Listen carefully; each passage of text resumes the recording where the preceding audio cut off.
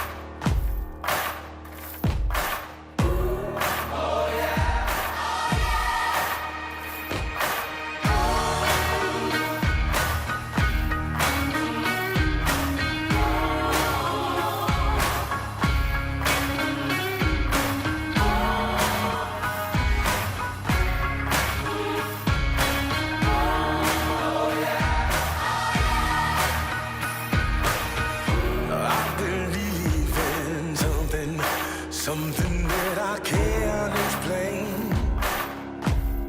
The wind is calling out my name.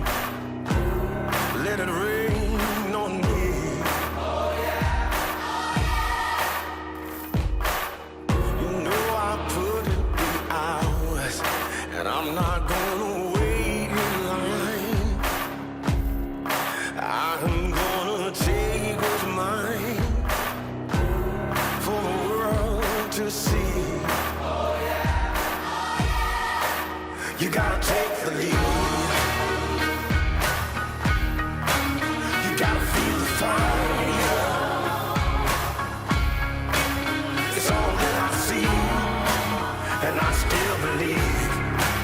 You gotta take the lead. Oh yeah.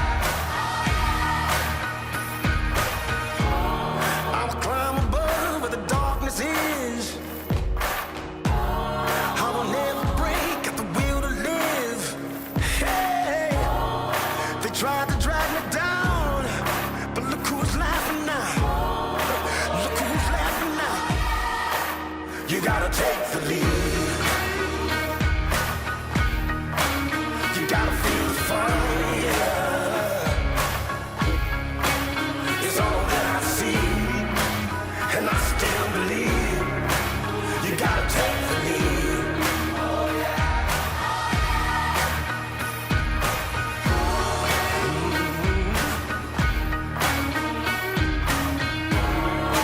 Oh yeah.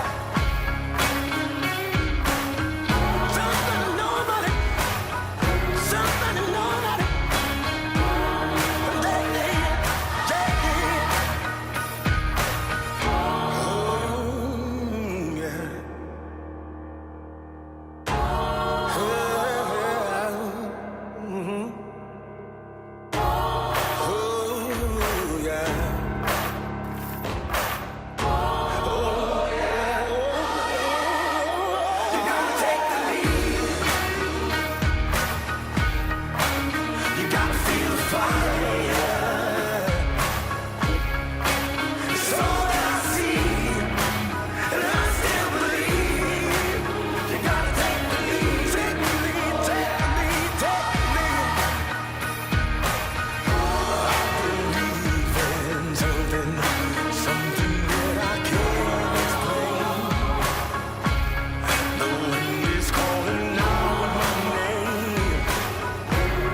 Let it rain on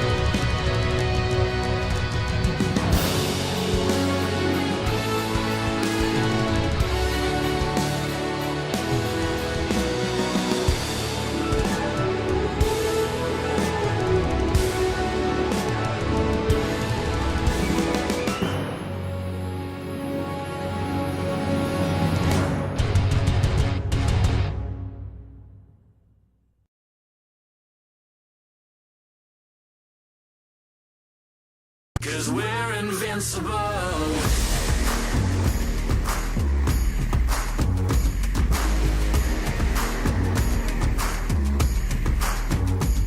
Hello and welcome to the 2024 season of the eNASCAR Coca-Cola iRacing Series. I'm your host, Camille Salazar-Hadaway. We have Alan Cavano. We have Blake McCandless. You know what it is. It is Countdown to Green. How are you two doing? Oh, it's so good to be back. Short off season. I'm glad it's over, though, because we are back with so much new to talk about. But you know what? We stay the same, and I'm glad to see your familiar faces.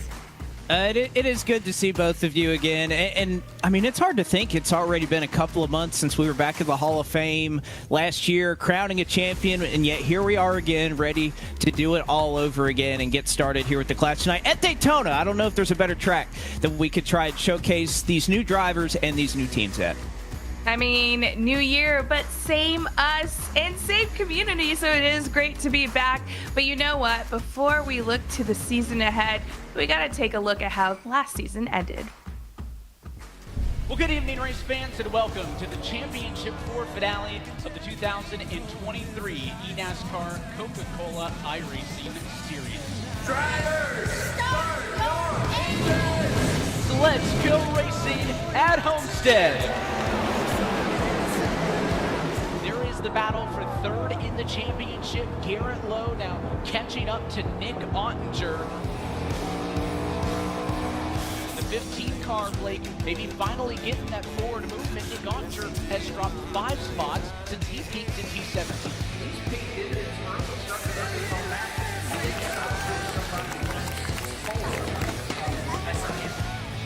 At some point, you have to be on the aggressive side. Looking at opportunities start to dwindle, even with this much of the race left. So we'll see if Ogden decides to do something to try to gain an advantage.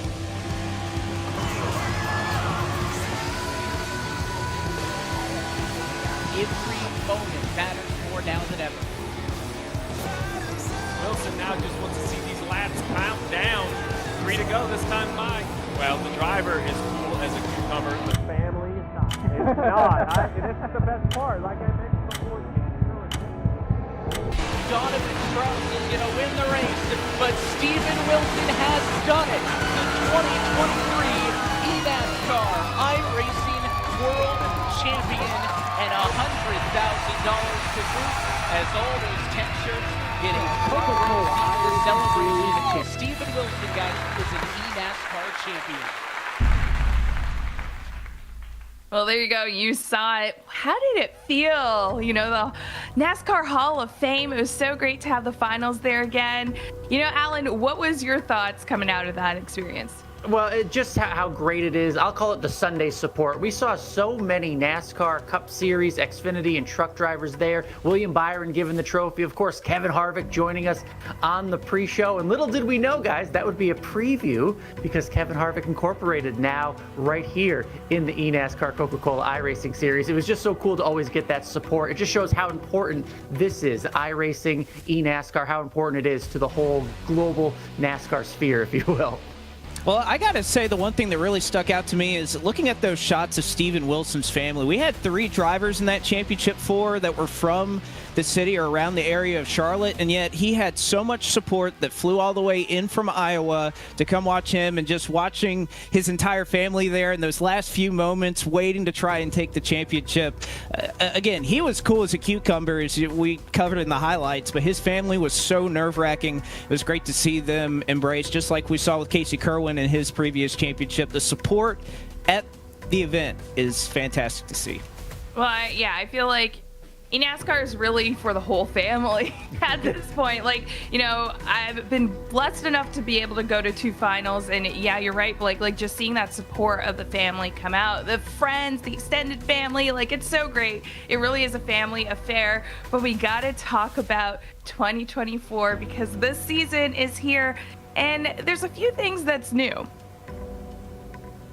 There are several things that are new when you look at this schedule, and one thing that really sticks out, look at the segments that we're going to be dividing this season into, splitting them up into a couple of races apiece before we eventually get to the postseason, where there's not a ton of changes as far as the schedule is concerned, but look at the new races that we've added to the schedule. April 9th, Brands Hatch. That is going to be something that is completely different, out of these drivers' wheelhouse, much like what we had at Monza last year, and Iowa Speedway coming back, or we're coming for the first time to the NASCAR Cup Series schedule, will also be featured in the eNASCAR Coca-Cola iRacing Series as well. And once again, another date in the Championship 4 at Homestead Miami Speedway. So I got to ask you, Blake, with all of that, with the schedule ahead, what race are you most looking forward to? I think I just kind of mentioned it there. Iowa Speedway is the one track that I'm looking forward to most. As somebody who's on the service a lot, I love running at Iowa. It's a multi-groove racetrack where you're really able to try and move around, especially in turns 3 and 4, 1 and 2. There's a lot of bumps. There's a lot of characteristic in that racetrack. So I think it's going to be great to see that preview on here before we see next-gen cars on the racetrack in real life, Alan. Yeah, I'm going big. My most anticipated race, big right from the start, it's got to be Daytona. Only because, given the format, we know how this works. You get the win, you start thinking playoffs, you start thinking championship right away. And with so many new fresh faces and new teams in the series this year, we could see a big new storyline right away at the beginning of the season. Someone punched their ticket right away. So to see that big name, don't forget, we saw it last year, a rookie winning Daytona and becoming a championship contender. We can certainly see it again. That's why I think Daytona, the first race, is always so big, Camille. It is. It does set the tone, but I gotta say, I'm here for the throwbacks. I'm looking forward to Darlington. It's just, seeing those skins again, and it's always a fun show. We have lots of fun going through that parade just to see kind of some of the throwbacks there. You gotta enjoy it. But, we talked about some of the new things on the schedule, some of the switches, but we have to talk about the teams because there's been a few movements there as well. Right, they really have been. Right, Blake? Yeah. There's been a lot of new changes in terms of teams that are looking to participate in the eNASCAR Coca-Cola iRacing Series, and we'll cover them here. You can see Kevin Harvick Incorporated back to competition at late model stocks and super late models. They're also joining the Coke Series as well. BS Competition, a German sim racing team, one of 2 new German sim racing esports organizations, along with M80 that'll be joining us. Oxygen Esports, the largest title esports organization in New England, comes to join us as well as Nitro Circus Sim Racing, an organization that was founded in 2003 by Travis Pastrana that's going to venture outside their live entertainment and competition production and coming into eNASCAR. And to round it up, another NASCAR Cup Series team adds their name to the fold here in the eNASCAR Coca-Cola iRacing Series. Spire Motorsports, they're 7 and 77, will be represented by Malik Ray and Casey Kerwin this year. Well, with that, in the off season, there has been a few movements with some of the drivers. So I gotta ask you, what free agency move, most excited you? For me, it had to be Zach Novak to Oxygen Esports. I just love the idea of when new teams take on winners and past winners and seeing what they could deliver in the new season. How about you, Alan? Yeah, speaking of winners, winning all around for William Byron's team because it's added Tucker Minter. Imagine just being able to add another all-star. William Byron Esports now has 2 of last year's Championship 4. The hottest rookie, one of the hottest drivers last year, joins Willie B. I told William Byron 24 and 24 on the Cup side to get his championship. William Byron Esports shoots to the top of the favorites for the team championship. With you got Ottinger and now Tucker Minter on that team, that's hard to beat. We'll see if he's able to do that. But the one signing that really, I wouldn't say is a surprise, is Matt Busa going to KHI, Kevin Harvick Incorporated.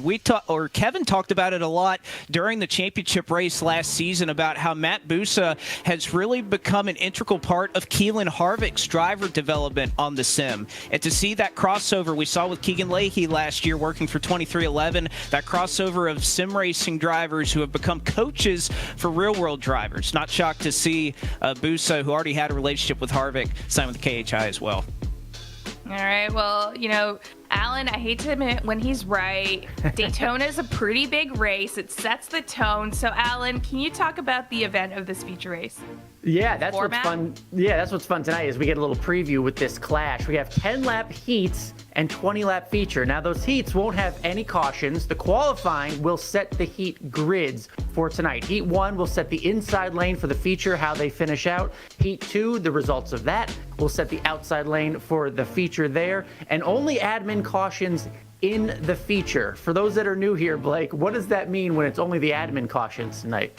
Well, it's pretty much like you would see in real life in any racing series. You have a race director who's watching the race, and if they think the caution is a necessity, they're going to throw it. Now, typically in this series, we leave the objectivity to iRacing itself, the code in the game to throw the cautions. It's impartial, but you know what? Tonight, it's the Clash. We could try some different things. No money, no points on the line here tonight, so we can have a race director that's going to be throwing our cautions in the feature race.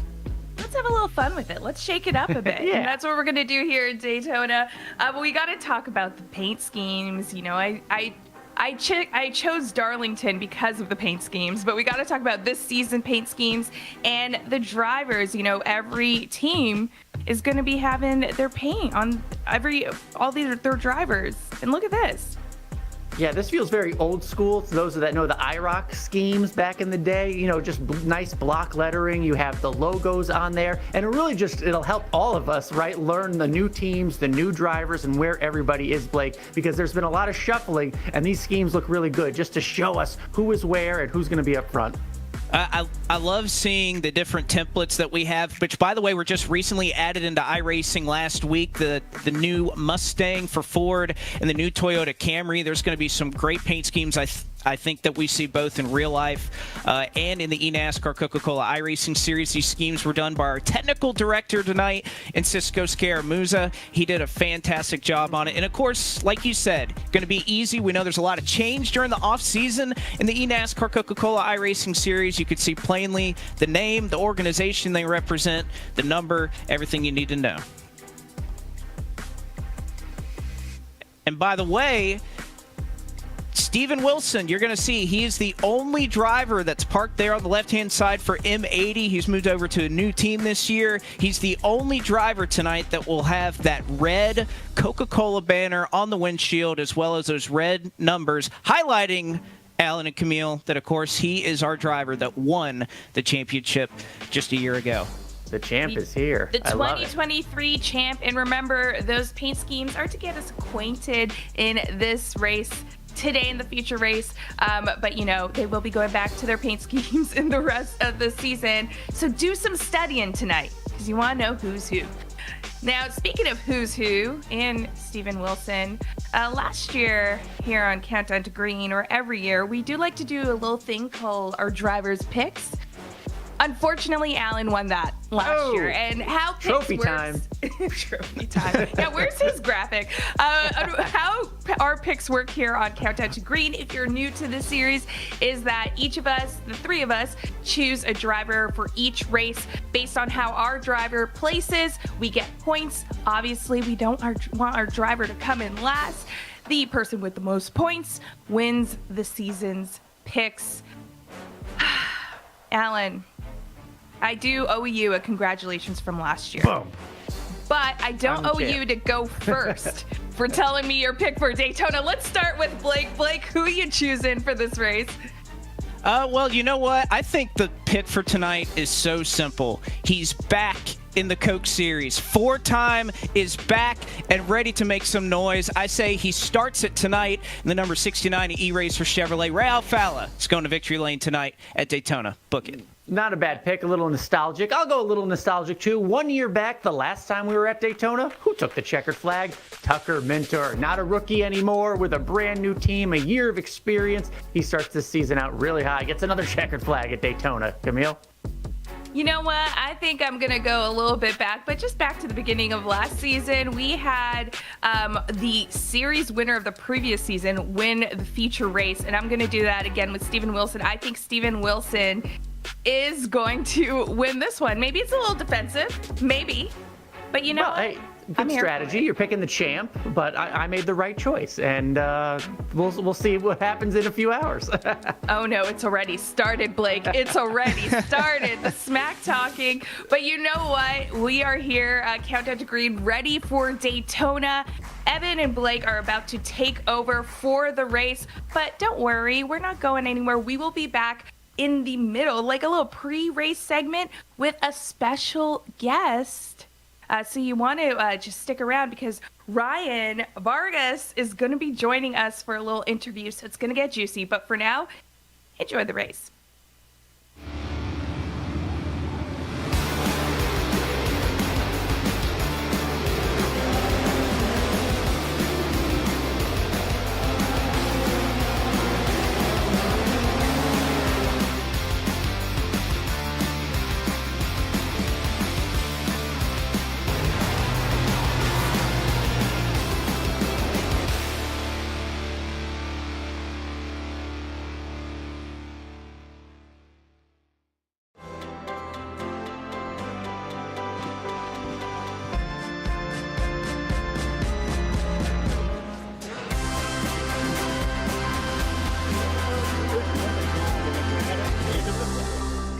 Is this the start of a dynasty? Ryan Blaney is a NASCAR Cup Series champion. A redemption tour? Ready to go to work. Is this the face of a ruthless competitor or a villain? I be your favorite driver. Is it time for a breakthrough? Let's go! To get back to breaking stuff? Or is this the makings of the wildest ride you'll ever witness? It's all of the above, and it's about to go down. Any questions?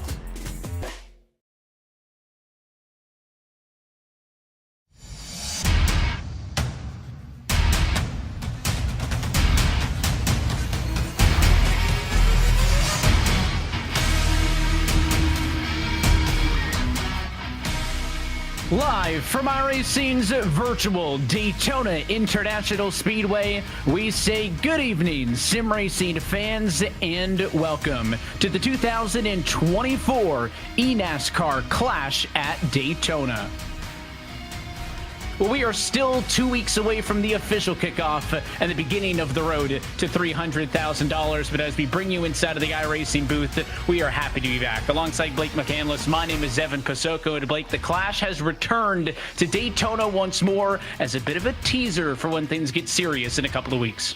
Well, I think the return to Daytona, Evan, is a big deal. You know, we went to the Coliseum the last couple of years. We saw a little bit of carnage there, but this is a great opportunity for these drivers who haven't been at this level in a while to get acclimated back to it. And of course, we got to look forward to the points race that's going to be taking place at Daytona in a couple of weeks. So you can imagine a little bit of preparation going on at that end as well. And plus, it's Daytona. Anybody can win. I'm excited to see who's up to the bill tonight. It is same old classic Daytona, but it is not your same old format. Tonight, a little bit of a teaser, Blake, for fixed setups and heat races, which we'll see throughout the calendar. Indeed, that's going to be something that we'll continue to talk about throughout the year, is a little bit of differences in some races in which we'll be running heats. We'll be running a halfway race break at two of the road courses here.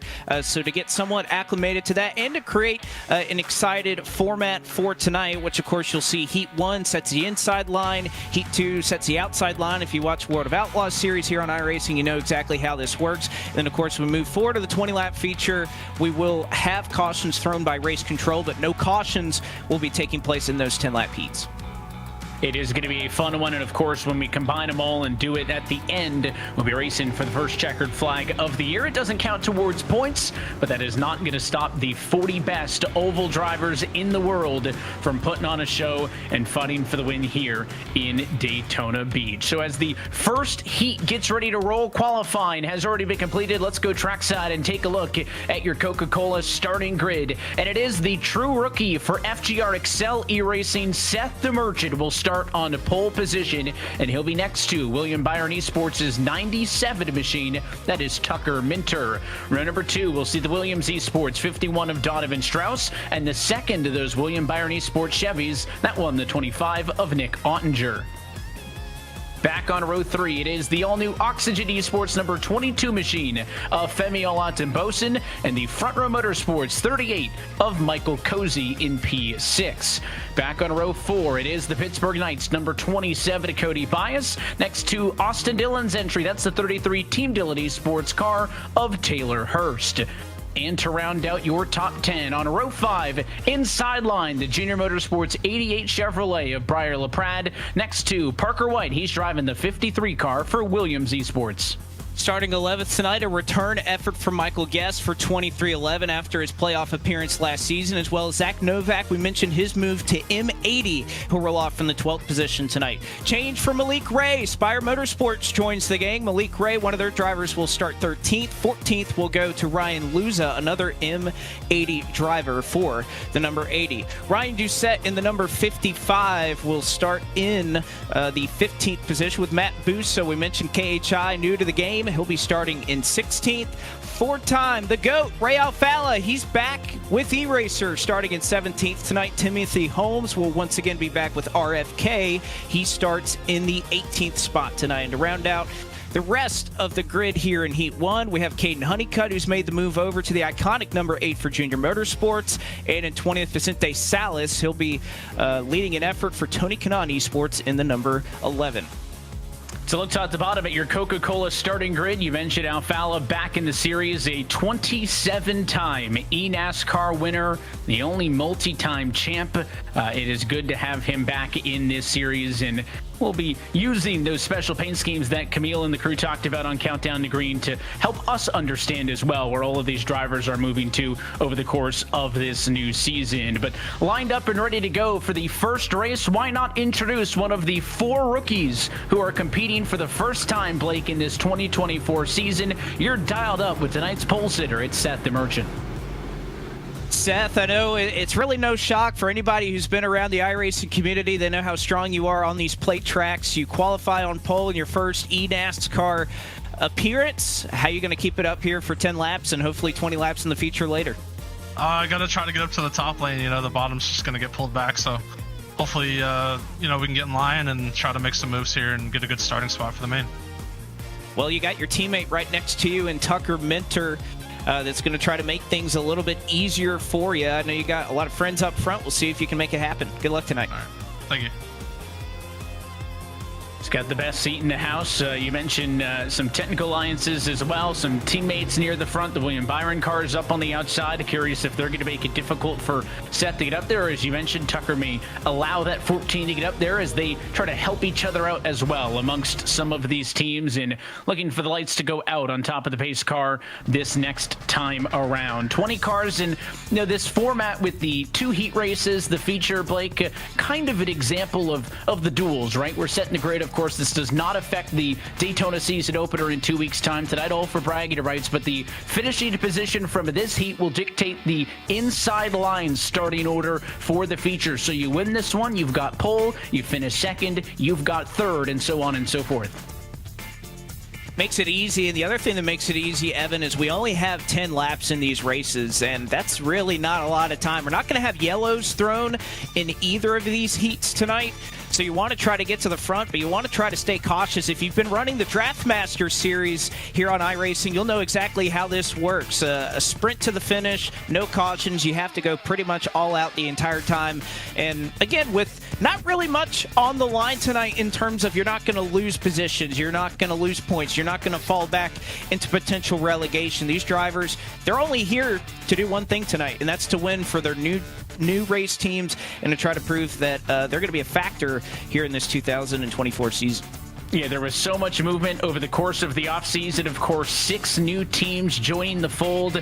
And of the 40 cars last year, Blake, compared to this season, only 12 drivers are with the same team this year that they competed with last season. Of course, there's more than just those 4 rookies. You mentioned Alfala rejoining the series, drivers qualifying through that eNASCAR Contender iRacing series in the fall. Only the Joe Gibbs Racing team of Zelensky and Falkingham, and then the 2311 group of Guest and Leahy are identical. So it really is, every year, as always, kind of a new beginning. It really is a new beginning, but it's somewhat kind of the same old drivers that are up here in this series. And, you know, we had a large rookie class last year. Don't necessarily have that this year. You can look at the grid of this race right here. The only driver who has 0 Cup Series experience heading into this heat feature, well, he's the one starting on pole right now in Seth the Merchant. It's a very small rookie class, so a lot of experience coming back to the Coke Series this season. No points on the line tonight, but still a checkered flag to be had. We're happy that you're with us on the iRacing Sports Network. Is Seth the Merchant's field to control. Green flag in the air. It's heat race number 1 at Daytona.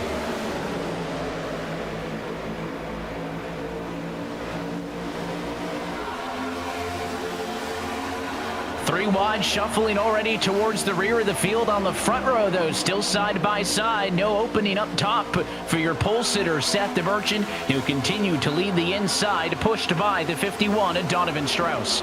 Well, you heard earlier that Seth the Merchant said, I have to get up to the top as soon as possible, and he nearly had an opportunity to do it there. But I was going to mention those teammates that are lined up there on the top row for William Byron Esports, Tucker Minter and the 25 of Nick Ottinger. You can see that they're able to make it work. Is behind him, Donovan Strauss gets turned and will pretty much collect all but about 5 or 6 cars that are able to scurry away. We will stay green, though, as we see this long line of cars lined up at the front of the field. No cautions in these heat races, and the contact between Femi and Donovan Strauss on the bottom led to that big pileup. A lot of these cars who were involved are going to try to drive away and salvage a decent starting spot for the 40-car feature later. But you're right, this has really split up the top 6 cars, and maybe even more so the top 5. Busa, kind of the tail end of this group, and Seth the Merchant trailing a little bit, maybe at risk of losing the draft. 14 cars going to get up top, though, and look how closely that 14 car is going to suck up and make up all of the time lost. So we started with 20. It is now a 6-car lead pack, and we're only just now this time by through 5 miles. You know, I got to say, I was really surprised that the Merchant was able to run the rest of this pack down. You typically need a driver, especially if you're at the tail end of the line. He's about 3 or 4 tenths behind this pack, and usually you would need a car behind you to try and make up that ground, but he's very lucky that he was just close enough to be able to latch on to Matt Busa and run the rest of this out. But already, 3 laps into this, and we've significantly split up this field. But again, this is just to set the lineup for the feature tonight. So if you're one of those drivers that was involved in that early incident, it's not the end of the world. You still have a little bit to look forward to tonight. But certainly going to be a lot tougher coming from the back of the field, as now we see the Merchant trying to pull out a line, and let's see if somebody will go with them. It looks like it's going to be the 53 of Parker White that's going to be willing to try and split up this William Byron Esports duo. White quick to jump at a line, but you go on board with the Kevin Harvick Inc. 62 of Busa. He flies by on the outside, and look at the aggressive side draft from the 38 of Michael Cozy Jr. all over the 25 of Nick Ottinger. Ottinger went back low, kind of countered with a bit of side draft of his own. And now those William Byron Chevrolets out the nose of Matt Busa, pushing hard, but all the momentum down to the inside of the racetrack. Cozy going to go to the race lead, and all 3 of those cars on the bottom use the draft to go 1, 2, 3 at a turn 4.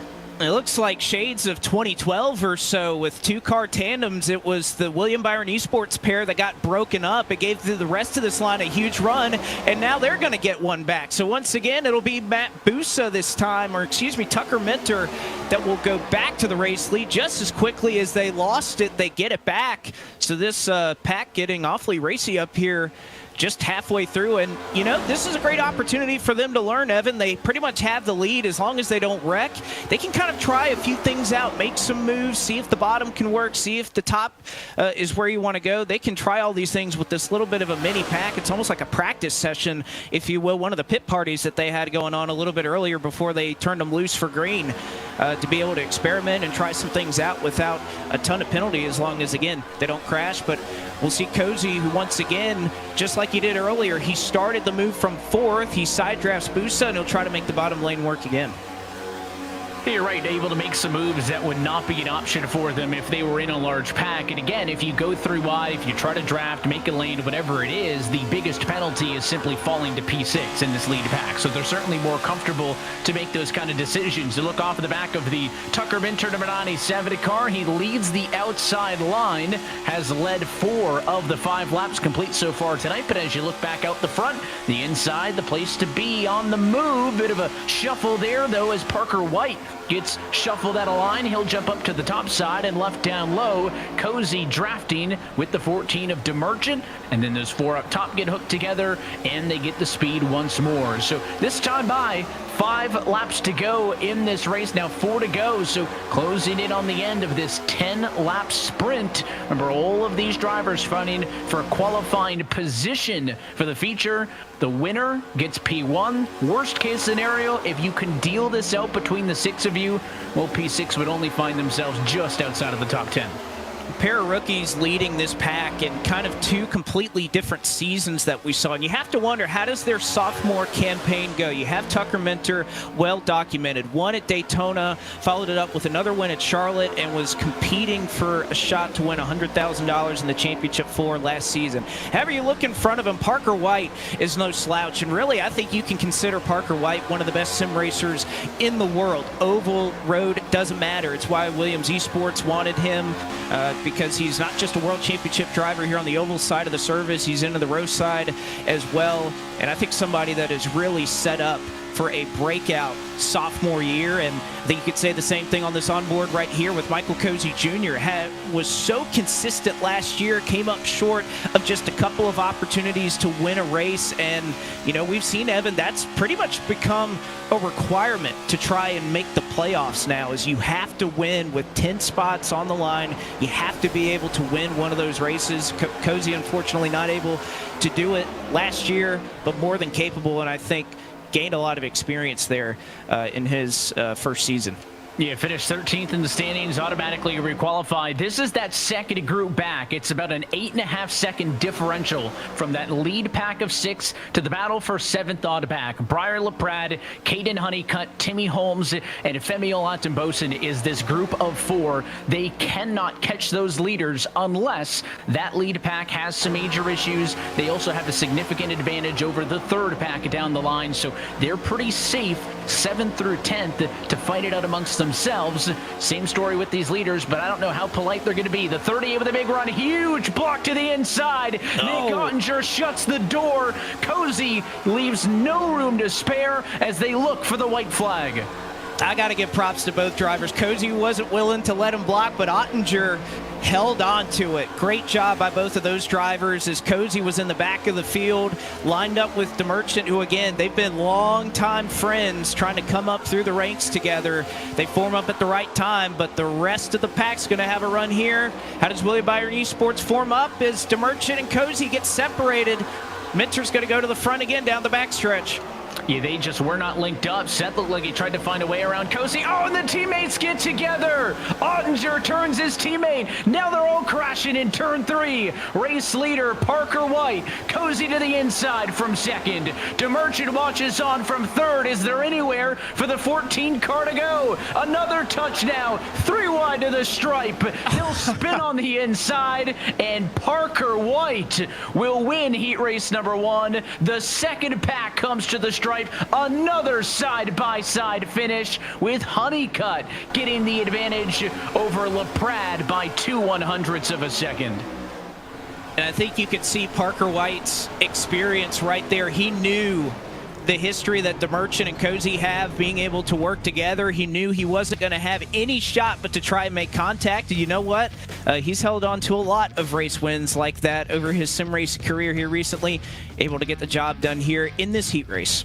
Kind of what we expected out of a zero consequence dash to the checkered flag at Daytona. We look at your race results for heat race number 1. Parker White gets the win. He gets pole position for the feature race a little bit later on. Michael Cozy Jr., Seth DeMerchant, 2nd and 3rd. That will give them 3rd and then 5th respectively. Again, all these drivers will get the odd numbered starting spots for the main. Matt Busa, Tucker Minter round through your top 5 with Caden Honeycutt, Briar LaPrade, Femi Olatunbosin, Timmy Holmes, and Vicente Salas, your top 10. See the rest of the drivers that will have a task in front of them. Again, 20 laps in the feature tonight. Definitely can overcome it at Daytona. We'll see. But, yep, some bad luck for Zach Novak, Taylor Hurst, especially Hurst, a driver who had fallen out of the Coke Series a year or so ago. But he's back, and see what he's able to do here starting from P39. Again, that heat set the inside row. Let's set the outside row here, Evan, with heat number 2. Hey, let's go back down trackside, take another look. This time the Coca-Cola starting grid is for heat race number 2. And therefore, again, these drivers are fighting for the even numbered positions for the outside lanes of the feature. So the winner gets P2, then 4th, then 6th, then 8th, so on and so forth. If you get the last place in this one, you're going to be shotgun on the field in position number 40. So these times, again, set based on that single car qualifying earlier in the night, and pole belongs to Wyatt Tinsley in the number 20 machine. Will bring us to the green flag this afternoon, and Garrett Maines will start alongside in 2nd position. Daniel Falkingham will start from 3rd spot. Jordy Lopez Jr. will start from 4th. They're going to make up row number 2. There they are. And again, you can see those team identifier paint schemes on board as well. Back on row number 3, P5 tonight belongs to the 40 of Dylan Alt for Latardi Sports. And it is Travis Pastrana's Nitro Circus Sim Racing team with rookie, the number 99 of Matthew Zwack. It is Bobby Zelensky inside row number 4. Once again, the Joe Gibbs Racing 18 is back, and it is the second of those Nitro Circus Sim Racing cars, this time the 41 of Dylan Duval. And to round out your top 5, we look back to row number 5, I should say, for the top 10 cars. Tony Kanani Sports brings the 66 aboard with Colin Keister behind the wheel, and it is Graham Boland's number 48 car who rounds out those top 10. Looking back to 11th and 12th, you'll see Steven Wilson, your 2023 eNASCAR Coca-Cola iRacing Series champion, as represented by the red banner and red number that he has on board. He'll start from row 6 tonight, along with Tyler Gary, running for Parker Kligerman and Landon Castle's E-Racer outfit, starting from 12th tonight. Jonathan Delaney, one of the surprises of the Contender Series in 2023. He'll start 13th for Team Dillon, as well as to the outside there you see Jimmy Mullis. The outside will go for 14th for the number 29 entry for Kevin Harvick Incorporated. Back to row 8. On the inside, Colin Bowden has made the move over to RFK Racing to take over the ride previously occupied by Caden Honeycutt, as well as Keegan Leahy, the 2311 Sim driver that will occupy the number 23 car for the same organization. He'll roll off from 16th tonight. Starting in 17th, newcomer to the eNASCAR Coca-Cola iRacing Series, one of the rookies this year in Kwame Scott for Latardi Esports, as well as Derek Bordeaux. He's moved over to the 34 for the Front Row Motorsports entry that was once piloted by Alan Bose a year ago. And back in row 10, you'll see Casey Kerwin, former series champion. Got a new number, moves over from the 95 to the 77, as well as Garrett Lowe, another Championship 4 competitor that is piloting the BS competition, number 89. Yeah, that's going to be one to get used to. Casey in a different number, a multi-time race winner, of course, 5 times a past series champion. It is all part of the adjustment period for you at home, just as it is for us in the broadcast booth in terms of figuring out where all of this movement has drivers landed for 2024. I think lessons learned likely for that first heat race was that there's probably going to be some type of accident at any point, of course, with no caution flags. It's just bound to happen, and if that is the case, you just need to survive it. I don't know if it's a long enough sprint race, Blake, to kind of hang out towards the back. We'll probably be talking about that strategy in 2 weeks' time, but I think this one really comes just down to being lucky. It's a short race, you can't overthink it, and you got to get through the accident. And then we saw those 6 cars who survived the initial wreck in that earlier race be able to fight it out amongst themselves. There's a lot of movement up front that takes a lot of skill. I think, you saw, especially those last 10 laps or so from that second pack, how they're able to form up runs and where, if you are on the inside, do you want to try to make those moves on the inside, on the outside? I think that's the biggest tell, but we'll check in here with number 54, I believe. Yes, we're on board here with Daniel Falkingham, going to be starting in 3rd. Daniel, how you feeling tonight about getting the Clash and your season started here at Daytona? Yeah, man, I'm feeling great. Just ready to just knock the rust off a little bit, get this season underway. Feels great to be back with JGR, back in the good old 54 car. And yeah, just hoping, like I said, trying to knock the rust off, maybe see if we can go get a win out of this thing. Well, I know you've been winning a lot of these plate races recently, so maybe you'll have the same luck tonight. Best of luck to you. Appreciate it, Blake. Daniel, one of the drivers qualifying into this series via that 2023 Contender Series. Got a couple of top 5 finishes in that one. Also started on pole, led the most laps in the season finale of that 2023 Contender Series at Texas. So is able to transfer into this series again, courtesy of that offseason relegation battle. Light's going to be out on top of the pace car this time by. Blake, you would have mentioned this when we were doing that paint scheme preview in Countdown to Green, but that's a real good look at those first couple of rows at the all-new bodies for both the Ford and the Toyota manufacturers, brand new to the iRacing service.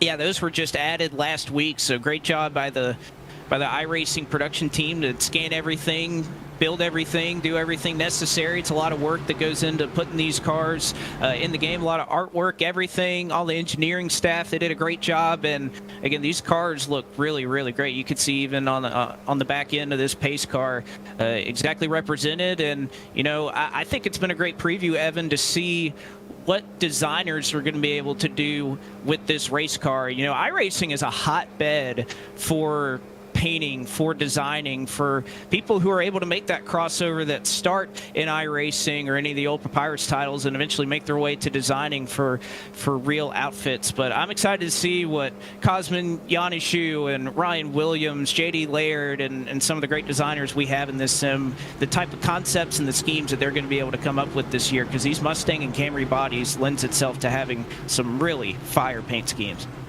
You know, we always talk about barrier to entry being a positive note about the service here, right? Somebody who wants to drive and enjoys racing, but, you know, maybe can't have the finances to go race at your local track. You can kind of live out that dream and enjoy it to an extent here at home. And that applies to more than just being behind the wheel, right? So many talented graphic design artists get their start here on the service.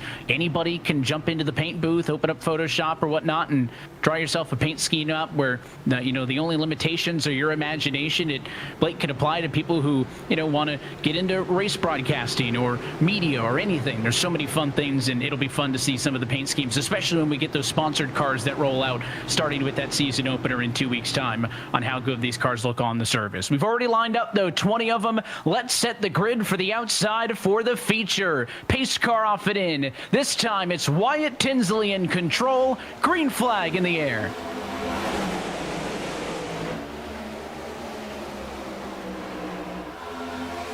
Already stacking up on the outside line. We're going to go 3 wide to the middle of the racetrack. An early charge for the 48 car as Boland puts it 3 wide back at about P7. And there's a lot of jostling kind of the middle portion of the field, especially on the top lane. I think we saw a couple of cars that may have scraped the outside wall there. Haven't seen a lot of 3 wide, or at least didn't see it a lot in that last race.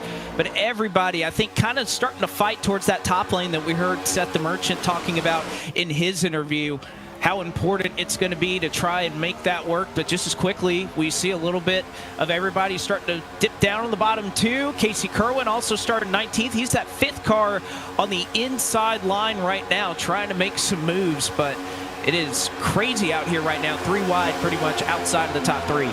Yeah, big jump. Stephen Wilson goes 11th to 5th on the opening lap of the race, but Tinsley and Falkingham, who both started down low, go up top and are already wrecking middle of the pack. Couple of cars into the outside wall. Tyler, Gary, Colin, Bowden, and more. Again, no yellows in these heats, so we stay green, and that really splits apart some of the 3 wide. It doesn't decimate the car pack as much as that first incident did in heat race number 1. Look at that move now as the 99 car throws a huge block and slicing down to the inside. Counterattack from Stephen Wilson.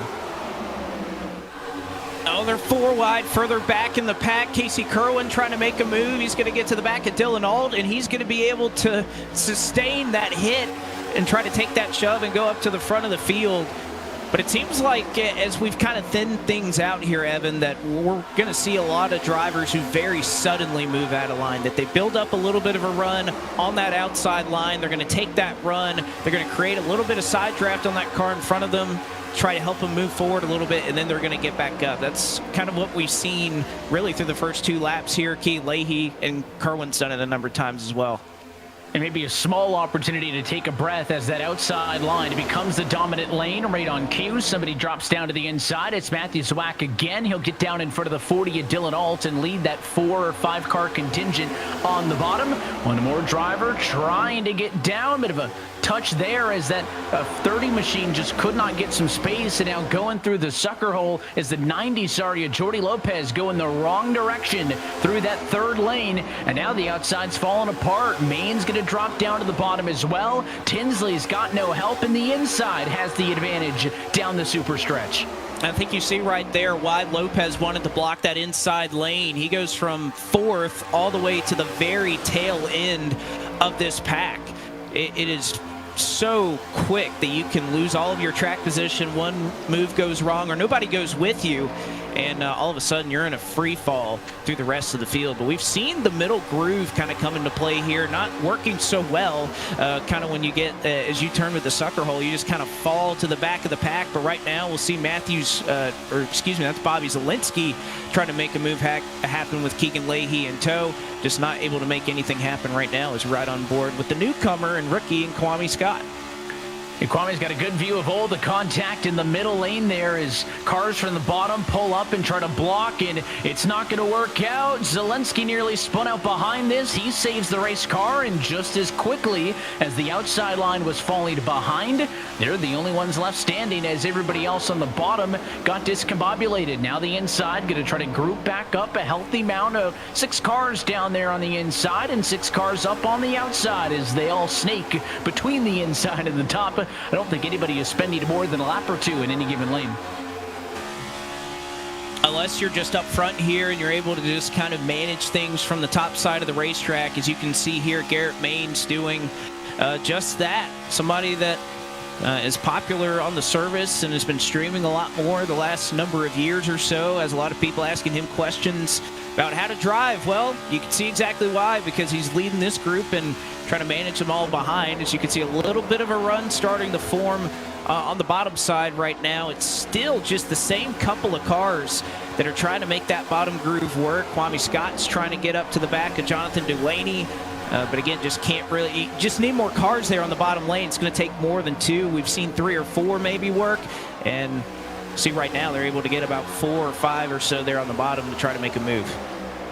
77 trying to go 3 wide, and oh no, getting turned is Jordi Lopez after contact between he and the 77. He's going to right the ship, but it's going to take him out of this battle. And now the inside almost pulling even as Jonathan Delaney, lead car on the bottom, pushed by the 36 machine of Kwame Scott. You look at the 41 of Dylan Duval. What can he do? 4th in line topside. Right now the last car in line on the very outside of the racetrack as the car behind him can't pick a lane.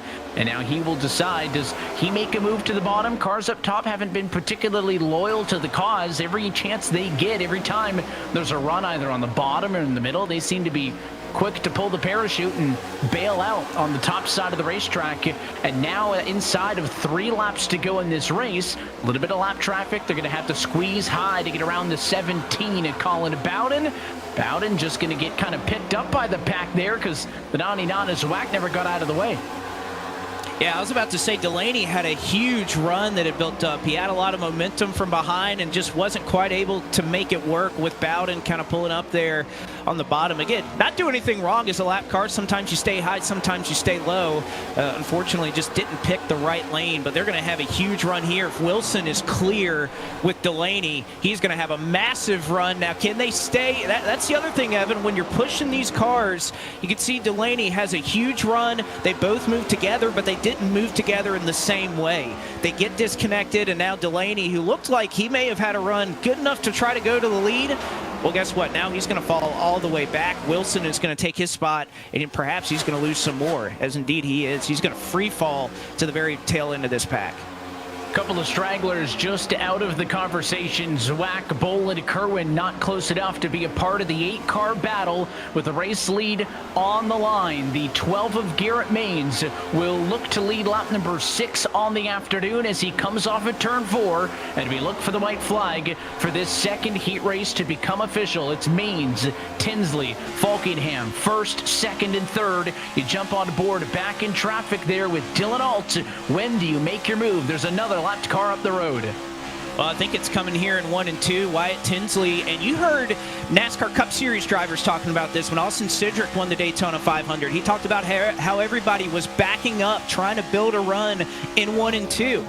That's exactly what Tinsley just did, but he may have mistimed it, and in fact, he's going to continue to stay with Garrett Maines, and now they're going to have a huge run behind him. Tinsley goes low to block, and now Maines hung out to dry as he's now in the middle 3 wide. He's got no help. Tinsley clear on the bottom. The 41 of Duval clear top side, but no drafting help. Daniel Falkingham pushing the 20 of Tinsley. They're going to crash behind, but the shove is enough, and Tinsley wins heat race number 2. Kind of a bona fide way there for Wyatt Tinsley to win there. Just stay in second, stay committed to that lead car. You wait until the perfect moment to try and pull out a line, and he was just able to make that move before Garrett Maines could anticipate it. And from there, he pretty much has the pick of which lane he wants to block, gets the job done. A textbook way to win here at Daytona. It really was. So it is a checkered flag for the Kansas City Pioneers, number 20 Toyota of Wyatt Tinsley. He'll get the benefit of starting outside row 1 in P2 for the feature in just a little bit. Daniel Falkingham, of course, second. Dylan Duval, all alone topside, settles for third, with Jonathan Delaney and Garrett Maines rounding out your top 5. And then it's Matthew Zwack, Kwame Scott, Dylan Alt, Casey Kerwin, and Graham Bolin, your top 10. Great run from Kerwin. I thought he got turned earlier, but he ends about a second and a half behind the leaders. So great job by him to recover. You can see Wilson, Leahy, a couple of former series champions just outside of the top 10. Garrett Lowe, member of the Championship 4 last year. Kind of round out the rest of the field who had some early issues. Kind of like we saw in the first race, Evan, just about 4 cars that did not finish on the lead lap, and a few that missed some wrecks but lost the draft, weren't able to recover. They'll all get a second crack at it, though. Again, no eliminations. All 40 cars going to be with a spot on the grid for the feature race in about 5 minutes' time. So while these drivers get warmed up, let's toss things back over to our eNASCAR Countdown to Green crew. Camille, I'll toss things off to you guys as we get ramped up to do it all over again. Thank you so much, Evan. And sorry, Blake, you couldn't join us here for this one. But Alan and I are joined with Ryan Vargas, NASCAR Xfinity Series driver. Ryan, it's so great to have you here. For those of you at home, and what's going to be new to this season is that we're going to actually have Ryan joining on these races and being a guest commentator throughout this season. Ryan, I got to ask, how does that feel? No, it's super exciting. I'm a big fan of the Coke series. The series always puts on a spectacular show, and with Blake and Evan in the booth, they always do a spectacular job. So hopefully I can hold a candle a bit to them. But just an exciting season ahead with a lot of big changes. So it's gonna be a good year. Yeah, a lot of big changes, a lot of races coming in this season as well. So I got to ask you, what race are you most looking forward to for the season? You know, a lot of them stick out to me. Blake mentioned Iowa Speedway. Iowa Speedway is a personal favorite of mine. But I will say one that really just kind of stuck out to me was Brands Hatch. The Coke Series making their first trip down there. It's always a very spectacular race circuit, very historic. So really excited to see how these guys adapt to such a unique track for these types of cars. All right, now, we had the pre-race happening. We saw the 2 heats. Alan, I'm going to come back to you, Ryan, but Alan, I got to ask you, what is the biggest thing you've seen so far from these heats? Oh, so much action. I just love that, there's no real rules tonight. Everyone's having a good time because we saw a lot of action in those 2 heats. We saw teammates taking each other out. We saw wrecks right from the beginning. I'm surprised they didn't wreck on pit road here as they were rolling off. But look, that's just the nature of tonight.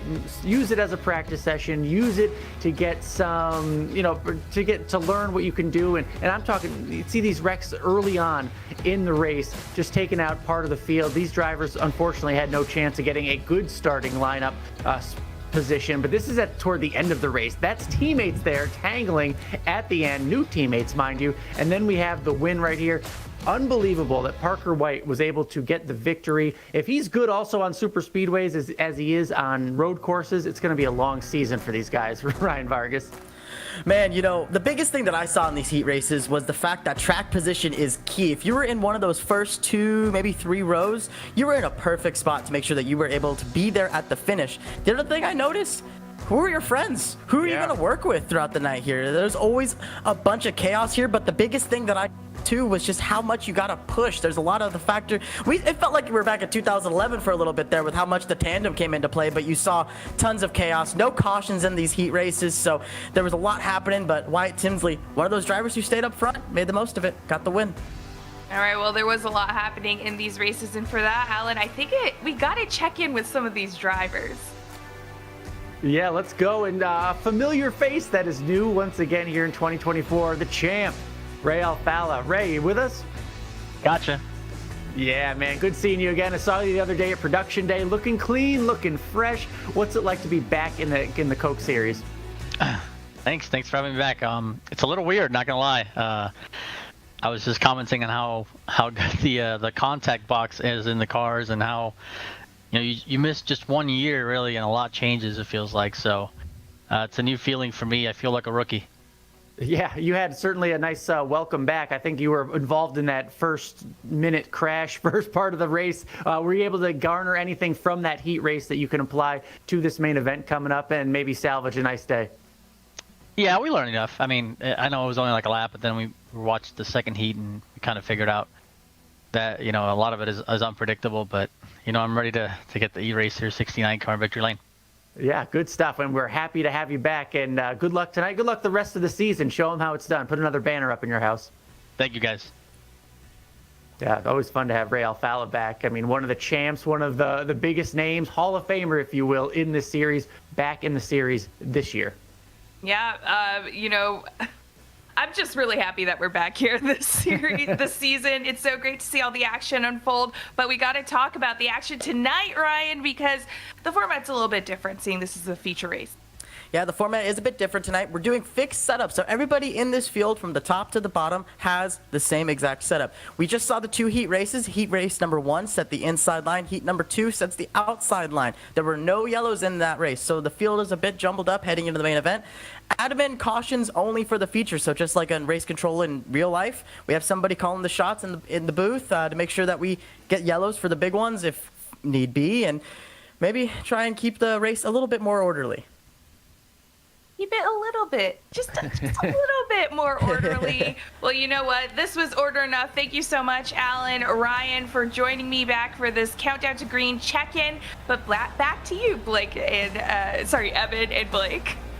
Tell you what, I like the idea of a little bit of a halftime. Thanks for walking us through all of that. And Ryan, we'll steal you as well for this one. But first, as these cars roll off, we'll reintroduce you to them and we'll talk through your Coca-Cola starting grid for tonight's main event. So again, courtesy of the heat races, your Heat Race 1 winner is your pole sitter. It is the Williams Esports 53 of Parker White on pole position. And to the outside, it is Wyatt Tinsley in the number 20 car. He's representing the Kansas City Pioneers from P2. Row number 2, we'll see the Front Row Motorsports 38 of Michael Cozy Jr. and the Joe Gibbs Racing 54 of Daniel Falkingham. Back on row 3, it is the FGR XL E-Racing 14 is set the Merchant, the highest starting rookie in the field, and Travis Pastrana's Nitro Circus Sim Racing Team's 41 of Dylan Duvall starts in P6. That'll be Matt Busa on the inside of row 4 for Kevin Harvick Inc. His 62 starts alongside another one of the rookies in the field. It is Team Dillon Esports' Jonathan Delaney in the number 3 Chevrolet. And to round through your top 10 on row 5, it is the William Byron Esports 97 of Tucker Minter and the second of those FGR XL E-Racing cars. This time it's the 12 of Garrett Maines. Going from 11th will be Caden Honeycutt for Junior Motorsports. Matthew Zwack representing Nitro Circus, will go from the 12th position tonight. Junior Motorsports will also be just behind their teammate. Brian LaPrade will start in 13th behind Caden Honeycutt. And in 14th, we'll see Kwame Scott. You saw a little bit of action of him earlier for Letarte Esports in the earlier heats. Number 22, Femi Olot. New look for him for Oxygen Esports. He goes from 15th tonight. Dylan Alt will start in the 16th position. Once again, back with Steve Letarte for another season. Timothy Holmes, another driver that returns to the same staple with RFK Racing in 17th. 18th goes to Casey Kerwin, former series champion, and a new number in a 77 with Spire Motorsports. Vicente Salas for Tony Kanaan is 19th, and Graham Bolin, another new look for him for the Kansas City Pioneers, number 48, starts 20th. That takes us halfway home. 21st tonight, it is the four-time champ, Ray Alfala, in the eRacer 69. He starts alongside the defending champ. It's the M80 number 10 of Steven Wilson. Ryan Doucette starts 23rd tonight for the Pittsburgh Knights in his number 55 machine. And it is Keegan Leahy in the 2311 Racing 23. That's the team headed up, of course, by Denny Hamlin and Michael Jordan. Rookie low number 13 tonight, it is Malik Ray, the Spire Motorsports number 7 machine, and Jordy Lopez in the all-new BS Competition number 90 car.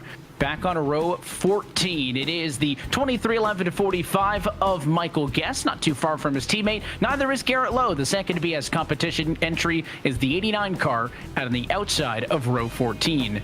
And back on row 15, starting 29th tonight, it is the Nick Ottinger number 25 machine for William Byron Esports, and rounding out your top 30, the 34 of Derek Bordeaux for Front Row Motorsports.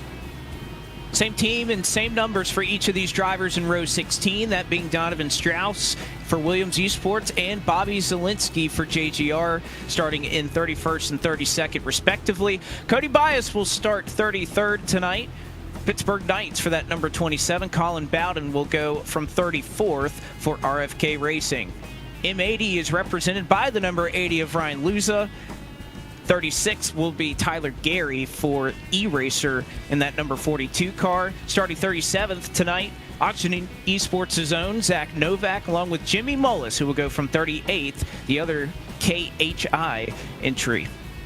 And to round out row 20, you'll see Taylor Hurst and Colin Keister for Team Dillon and for Tony Kanaan Esports to wrap up your grid. Again, for a lineup that was set by the finishing order of each of the two heats we saw earlier this evening.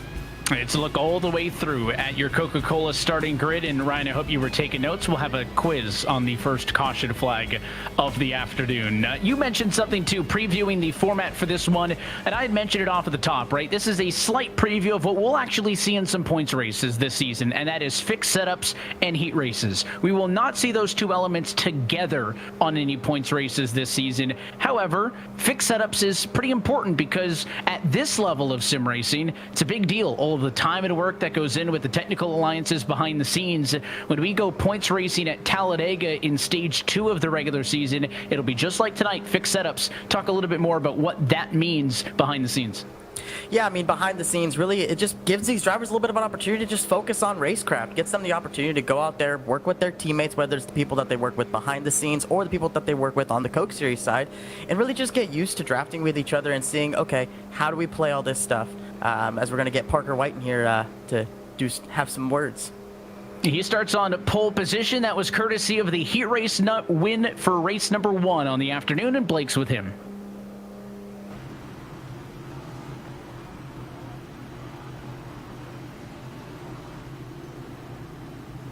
Well, we'll jump on with you here now, Parker. First off, congratulations on winning the opening heat race. In this one, you guys survived the carnage. What did you learn in that 10-lap sprint that you could apply to this main? Yeah, really, I just learned, well, obviously the drivers to go with, but just keeping the car on the top line, just trying to stay out of trouble, and really just keeping it out of the wall. It's really easy to hit the wall if you follow someone. So really just staying out of trouble, trying to manage the runs right, and you really need to pick when you take those runs. And if you don't take those runs at the right time, you're just going to get sent to the back. So hopefully I can get up into the top lane here and just stay up there, and we'll be in a good spot to get the win here. Race is twice as long, car count is twice as big, but in the end, it is still a very short sprint. So how much can you play this strategically, or do you think that everybody else behind you is just going to be racing like it's a green-white checkered every lap? Well, it's a 20-lap race, so I think you're going to see a lot of guys in the back that are just going to be desperate to get up front. So I think we'll see a lot of wrecks in the back, and like I said before, if I get shuffled, I'll just go all the way to the back, so I just need to stay up here and stay out of those wrecks in the back. We'll let you get out of here and get to it, Parker. We appreciate the time. Good luck. Thank you. He's your pole sitter for tonight's feature race, and he won the first heat race on the afternoon earlier today. That is the 53 machine of Parker White, going to be starting on pole for the Williams Esports contingent. So again, this race a little bit different than what we've seen so far. Twice as many cars, all 40 of them on track for the first time tonight. 20-lap sprint.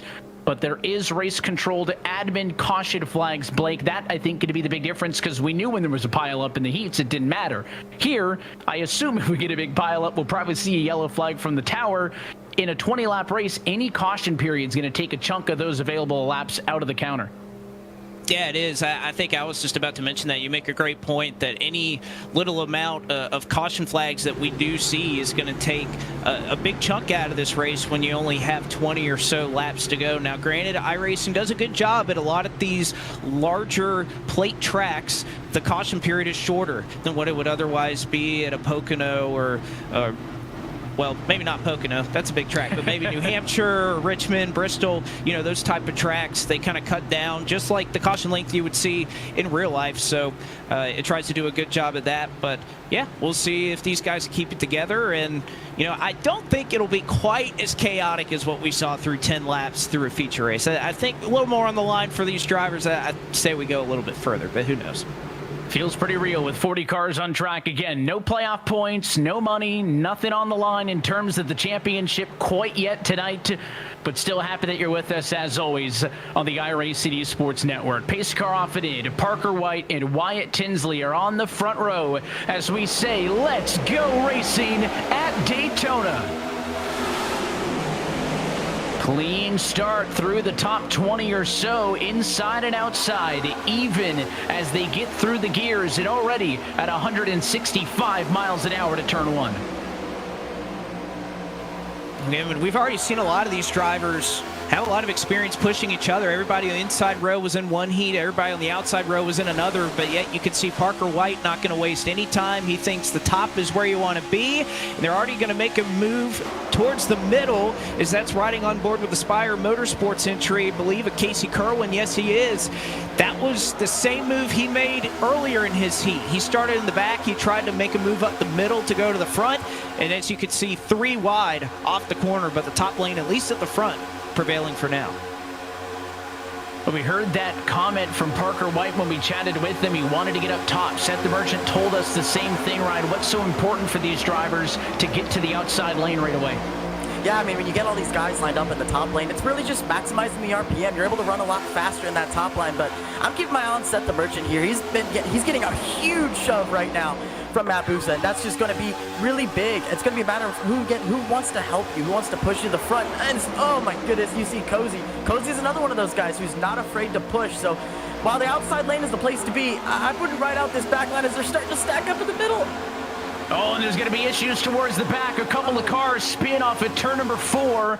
The majority of the pack is one's up and in the air. That's the 17 car of Calling About and Tumbling. But because the race lead pack gets through it for the most part, it looks like we'll stay green. That big run was coming in the middle until you saw those lead cars up top come down, block the momentum, slow them down, and then go back to the outside. Jordy Lopez is way back in the Hornet's nest in the center of all of this 3 wide. And we nearly saw an earlier wreck from pretty much the exact same scenario, Ryan, and that's drivers that are hitting the wall, getting into the corner. They're stacking up, they're trying to take all that momentum, and then they scrape the wall. You can see it right there. Number 12 does the exact same thing, and Garrett Maines gets into the wall. Luckily, they're able to recover this time, but that's really difficult because if you're pushing, you can't see that happening in front of you. Well, you can't see it, but also when you're pushing these guys, you know, giving that bumper to them, it's easy to get off center. It's easy to hit the guy in front of you so hard that he gets knocked out of line, and it's just a domino effect. It affects the car in front of him and the next car in front of him. Here's a good look for the iRacing drone as we hover over the pack and see that big checkup on the outside. They kind of disintegrate and fall off of the back, the middle, the bottom. They don't look awfully calm, but at least a little bit smoother than the top side was through the corner. And Ryan, the thing that's catching me off guard is just how quick these lane changes are. It's not like someone gets a bit of a run and it's smooth, and there you go. The 88 car into the pack in turn number 3, and that will do it for the first caution flag of the afternoon. It comes at lap 4. Yeah, it just looked like a classic stack up there in the middle. Looked like probably a push gone wrong in the middle of the pack. You know, like we just talked about, you can't see the cars in front of you. You're trying to push the car in front of you. You're just trying to help them. That's all you're trying to do is move your lane forward, but it's so hard to keep track of. Well, talk about speaking something into existence. You talk about aggressive lane changes. I think that's pretty much what causes this stack up here. You can see the number 6 of Holmes. An aggressive move to the outside. He's got a big... Oh, look, it was that 41, and I think, yeah, you could see kind of 2 cars make the same decision at the same time to go for the middle there. Yeah, if that car is making an early decision, Ryan, right, very clearly making a smooth move to the middle, if you're that car in front, you can kind of throw the block, but that was such a quick move to the middle line by Duval that by the time the 97 tried to respond to block, he's already on his inside and drives across the nose. I could almost tell you that probably wasn't even a block. He probably just thought he had a big old run and wanted to go to the middle, and then sure as he knew, there was a car to his inside. So really, that's just the product of this type of racing. You get such huge runs from behind, you have nowhere else to go with it, so you try and shoot the middle. Well, you don't know if the car on the outside or if the car in the middle wants to go to that same spot, and just 2 cars met trying to go for the same place. It is much, I will say, easier than real life to spot what's going on around you in the car on the surface. You've got a lot of tools at your disposal, the virtual mirrors on the car, in the sim, your spotter. You don't have your vision getting distorted from the speed and the heat and all that, but it's still tricky when you've got that closing rate in terms of trying to figure out what's going on in the pack, and that's why everybody else on your team is so critical. Let's go on board with Jordi Lopez. He was on the inside. Just 2 cars going for the same real estate like we mentioned. What a good job by Jordi Lopez getting through there. One of the stronger drivers last season of stand out, finding his way through the mess. Awesome job.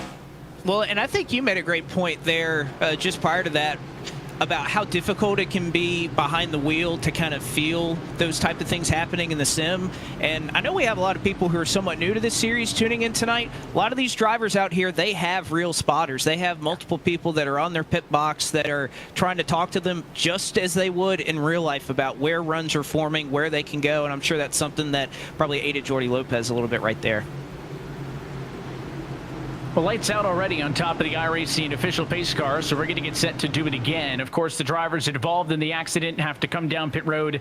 Cozy, Delaney, LaPrade, Mullis, Zelensky, Zawak, Strauss, Bowden, Hurst, and Keister, just to name a few of them. So about a dozen race cars involved in that incident. Of course, there were also drivers involved in the earlier wreck that was a bit smaller, did not trigger a yellow, who are down for repairs as well. I call it smaller, but Colin Bowden would disagree. He was barrel rolling off of turn number 4.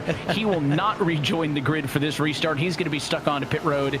So the yellow flags didn't take a huge chunk out of it, Blake, but again, now we reset it. Doesn't matter that it was a 20-lap sprint. Now it's a 14-lap sprint. And with each passing restart, it's going to get that much more aggressive as that sense of urgency continues to dial up. Well, as much aggressiveness as we've seen, look who's still at the front of the field. Parker White, Wyatt Tinsley, so many of the drivers that started up front. Track position is going to be huge, but you can control these races when you're at the front of the field, especially when you're in a fixed setup. Nobody has, the kind of Dale Jr. magic or so. At Daytona, they have the best car. Right now, everybody's on a level playing field. Lined him up, still about 26 cars strong. Green flag in the air with 14 laps to go. It's a good jump for Parker White. He gets exactly what he wanted. Goes to the outside, gets off of the bottom lane, and now will pick up the push from Tinsley as they head off to turn 1.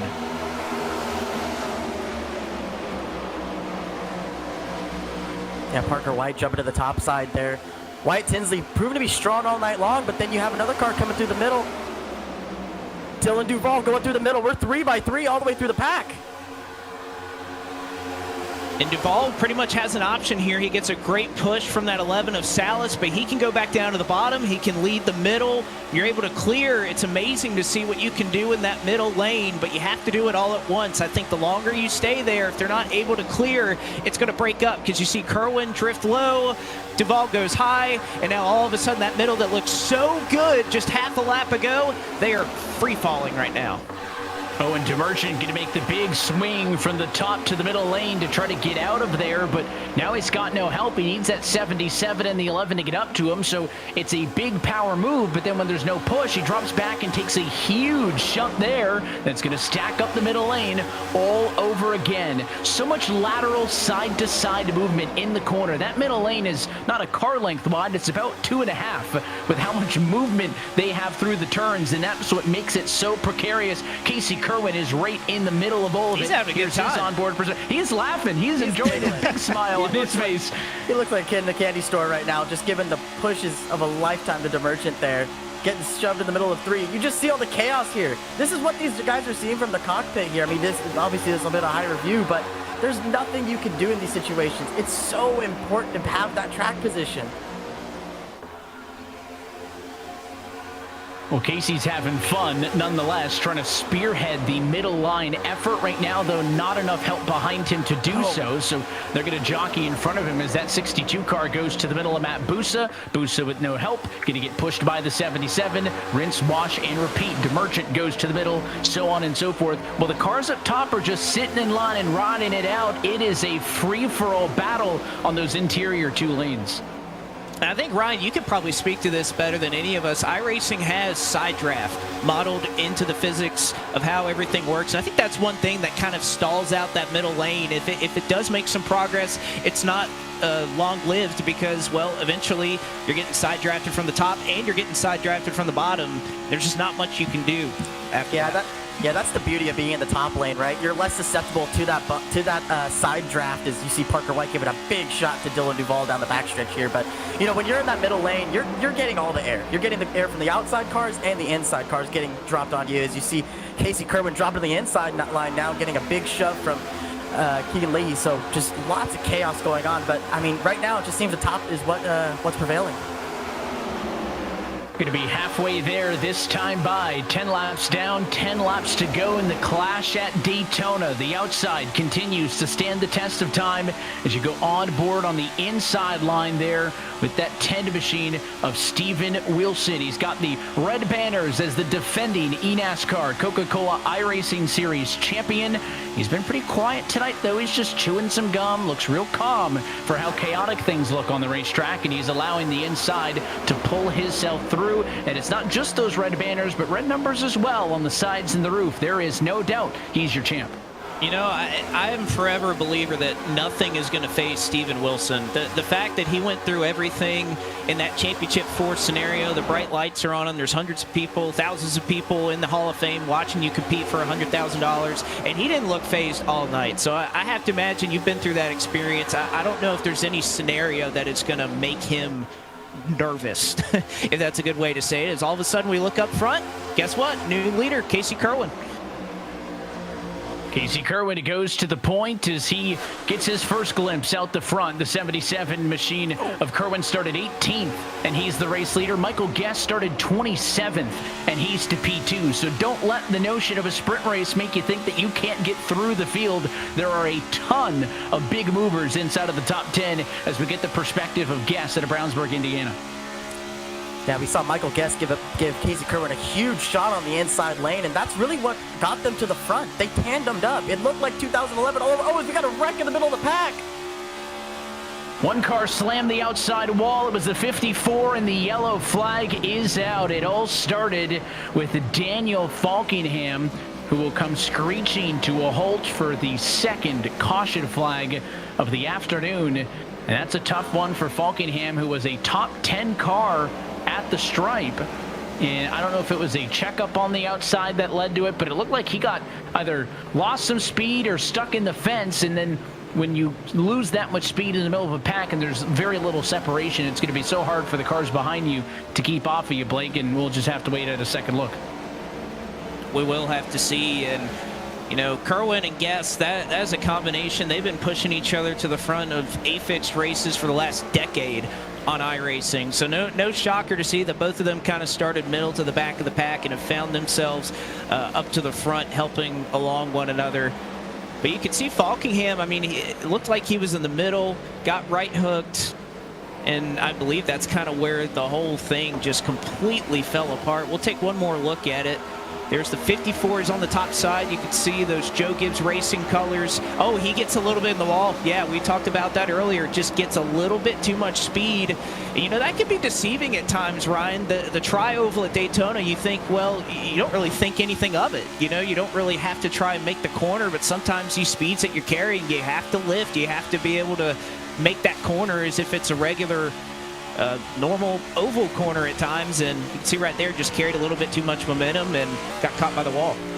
Wow, you see Derek Bodeau just squeezing his way through there. Impressive job by him. But yeah, you mentioned, I mean, the tri-oval at Daytona is probably one of the most uneasy parts of any racetrack, really. You got all the air flying off the cars around you, and especially when you're in the outside lane like that, carrying so much more momentum, you just kind of saw right there. It's so easy to get knocked out of line, and just once he got into the wall, you could see the speed differential. He just started slowing down. He was probably no more than 4 or 5 miles an hour slower than the car that was right behind him, but that's all it takes to get knocked out of line and turned.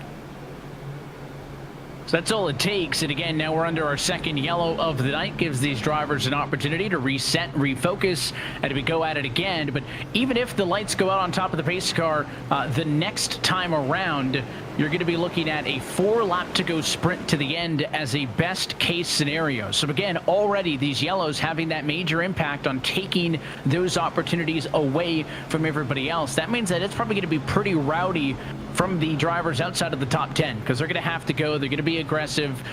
We don't, I think, typically see a lot of that sustained 3-wide here in Daytona, but it's kind of been the common theme throughout the entirety of this race. And when we watched him charge through the field, Blake, I think we have the driver of the 77 on the radio with you.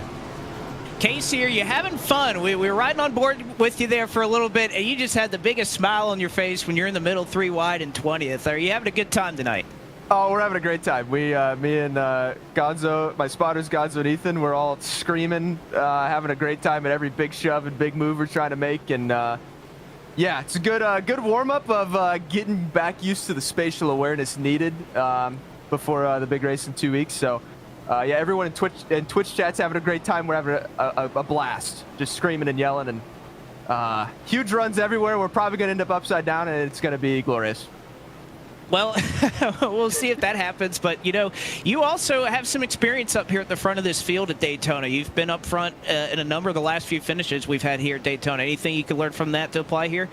Try not to turn yourself in the tri-oval and lose. I'm going to see if I have learned my lesson from that if we get the chance.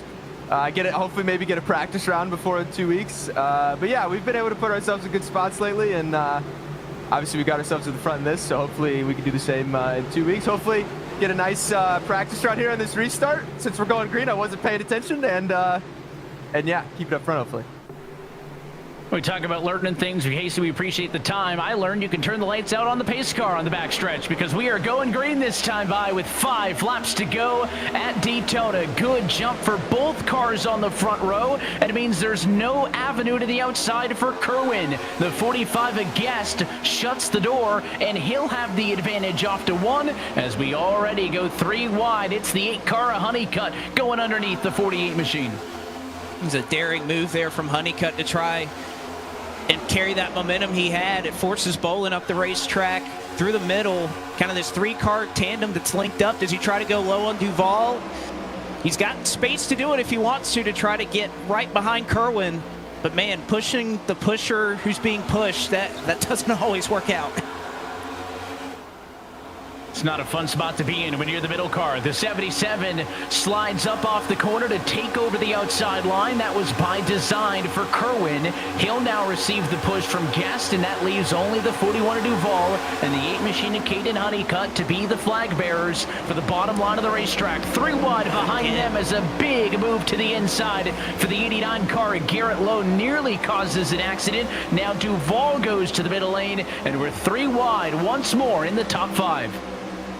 Oh man, I'm so shocked to see Dylan Duval jump up to that middle lane. I just feel like that lane just doesn't have the momentum, but as I say that, they're kind of proving me wrong here as he kind of stays even with them going to the turn. Oh, and they're stacking up into the outside wall. I think we're going to keep it green here. Femi was the one in the fence. He does spin off of the corner. It is only the number 22 machine involved. No yellow for the time being. We stay green for their leaders. That time by 3 laps to go in the clash as they're still 3 wide behind them. Can you believe that wasn't a bigger wreck? I mean, my goodness, they were sideways all over the place. Now, they have 3 laps to try and catch that lead pack. If a caution doesn't come out, I think they might just be able to do it because they're pretty spread out up here. Well, they're going to get racing like that.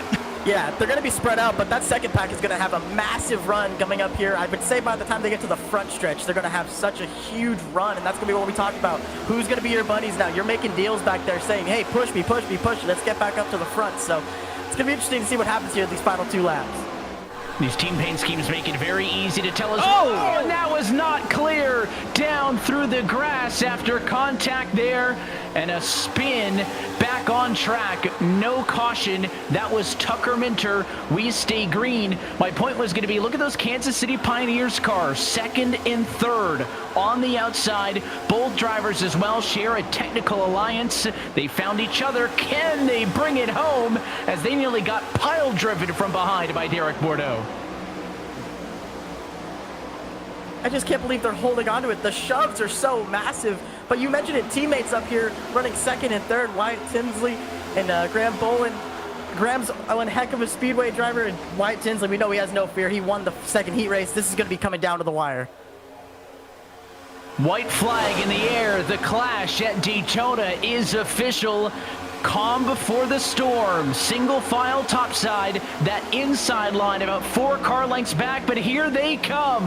Bolin shuts the door. The 20 at Tinsley comes as well, and they've got all the speed off of 2. Do these Pioneers stay locked up at the front of the field? You found your teammates at the perfect time, and right now they're trying to tandem away from the 7. As they go to the top side, it looks like it's going to be 2 pairs of cars to settle it. Yeah, they allowed that 7 and the 90 to get inside, and the 20 car had the bail on his teammate. Bolin falls back. They're going to wreck off of 4. Tinsley blocks high, blocks low, tries to shut the door. Malik Ray touches the outside wall, and he makes it wide enough for Wyatt Tinsley to take home the win in the clash at Daytona. And what a night for the Kansas City Pioneers driver, with a win in the heat and a win in the clash.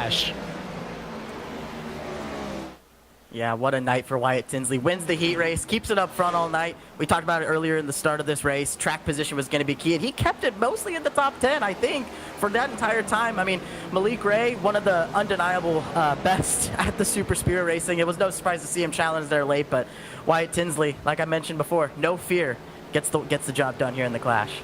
Can we just give a nod to, and I know that everybody has a different opinion of it, but it is, how often do we see a leader that tries to block low, block high, block all the lanes, and it doesn't work out? The fact that Tinsley was able to cover every lane there and stay up front, not spin, and win that race, I mean, that, again, that was just incredible defensive driving right there, because Malik Gray had all the options and he had the help. He was in the better spot, but yet Tinsley was able to hang on. Well, here it is. Let's take a look at the Coca-Cola move of the race. The inside line was 8 rows back, Ryan, at the white flag, and by the time we get off of turn number 2, they're going to be ahead by about 5. Yeah, that's that massive run that we talked about. You see Graham Bolin jump to the bottom, and then his teammate Wyatt Tinsley jumps there with him. Just a huge shove right there. You see it get everybody all knocked out of line, but somehow Wyatt Tinsley holds on to it. You see Casey getting, that's not Casey, that's Malik. Malik gets all sideways, gets up that big run, and now he's locked on. He's got the 90 car to his rear bumper, and they're just tandeming and pushing, and then this is where Wyatt Tinsley makes the winning move to the bottom, I would say.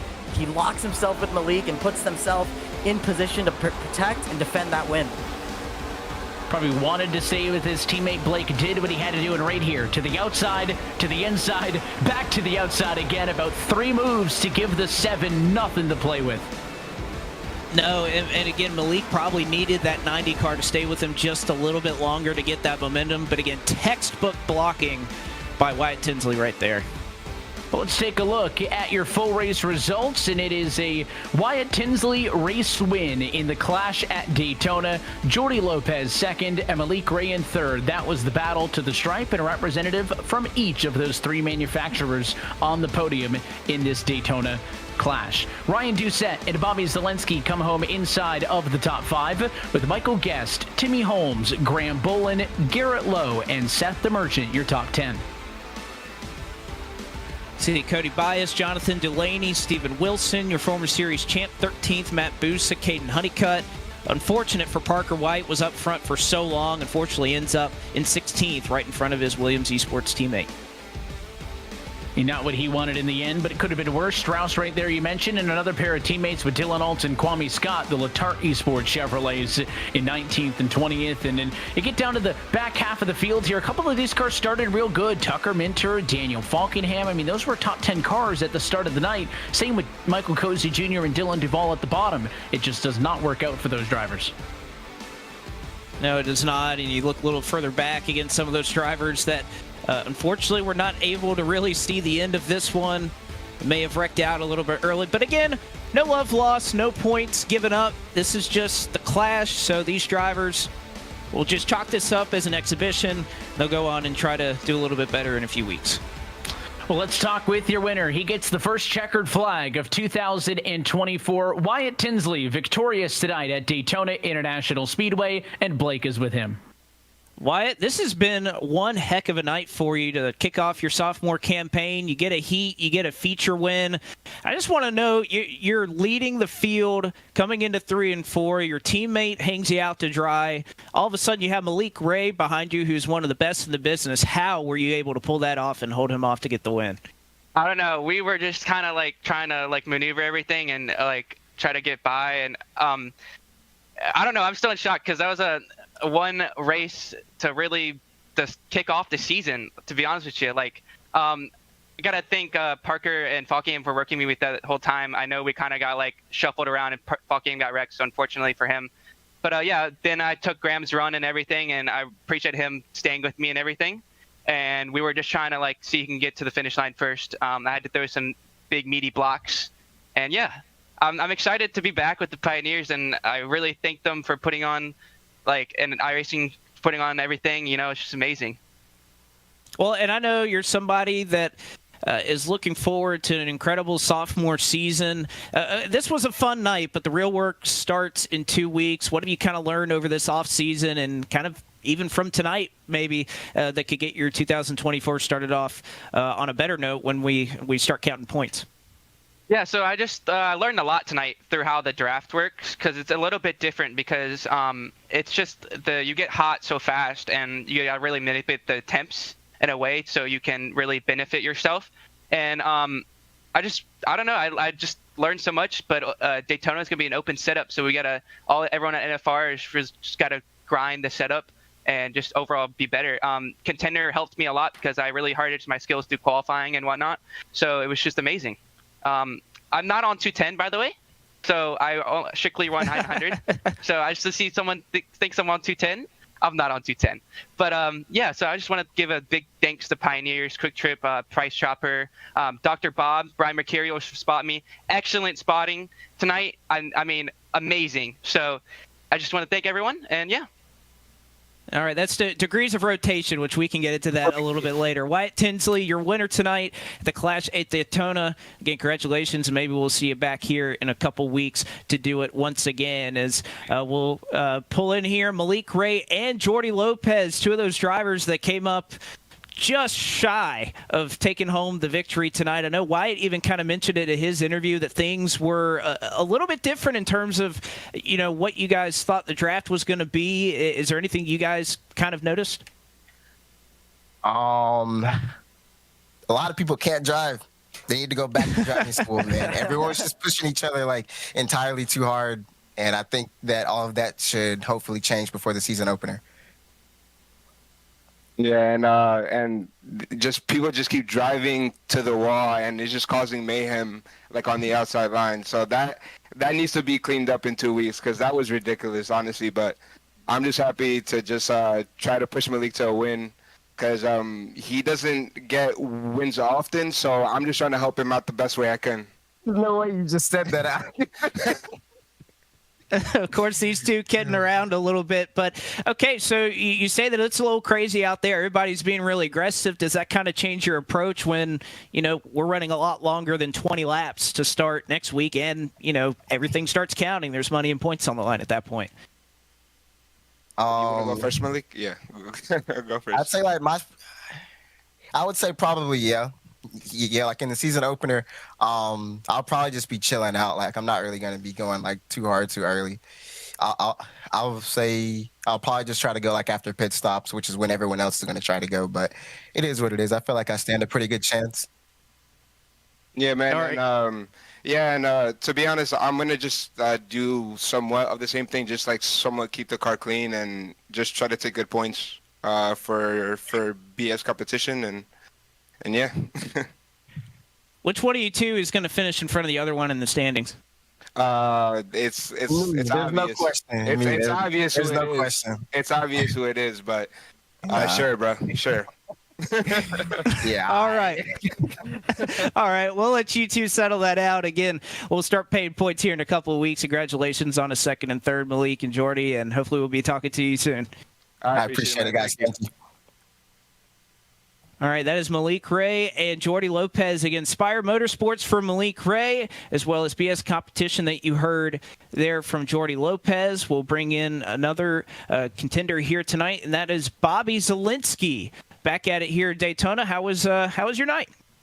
It was pretty challenging. I got like wrecked at every chance I could, except for the wreck off of turn 4. I had a bunch of damage. I just didn't fix it. It's like I'll do the last restart with bunch of damage, and we got lucky, missed the wreck, and got 5th. So sure, a little bit of fun, and we'll take it. Is this kind of a type of racing that you really enjoy, super speedway racing? I liked the Gen 6 model, like the way the Gen 6 drafted more than this, just because I felt like you could make a difference more as a driver.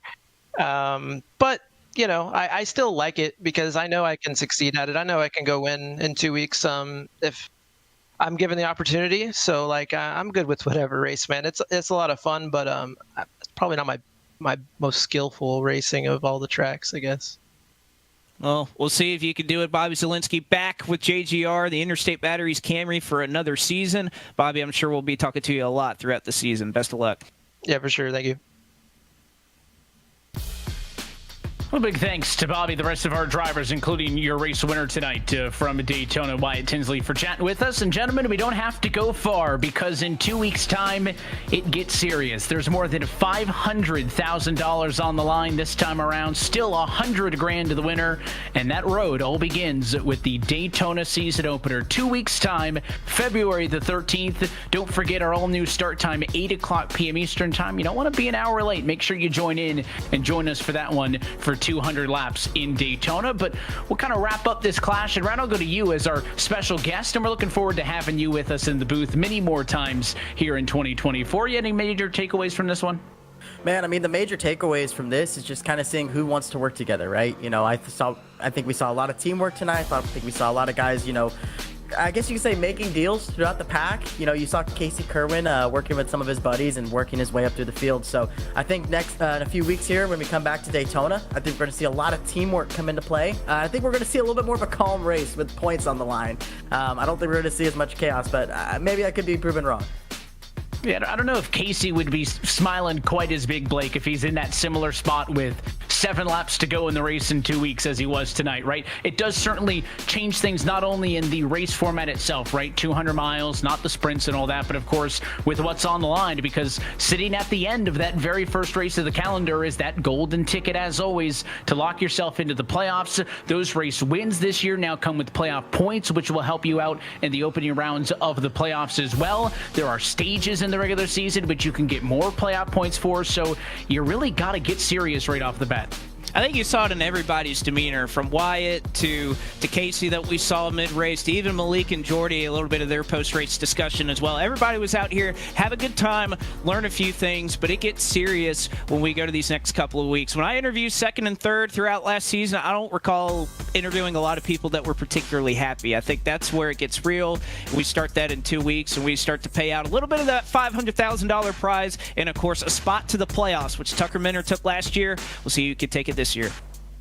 And we look forward to having all of you join us then. But until next time, that is it for us here tonight from iRacing's virtual Daytona International Speedway. On behalf of our entire team at iRacing, I want to say thanks for tuning in and congratulations to Wyatt Tinsley for taking home the checkered flag in tonight's clash. For myself, Evan Pasoko, for Blake McCandless, Ryan Vargas, and everybody on tonight's team, including Camille and Alan on Countdown to Green, I want to say thanks for tuning in, and we'll catch you again in 2 weeks' time for the season opener, because the road to $300,000 starts on February the 13th, right back here at iRacing's virtual Daytona International Speedway. That race and every race of the 2024 eNASCAR Coca-Cola iRacing Series can be found exclusively here on iRacing Live. Until next time, good night from Daytona.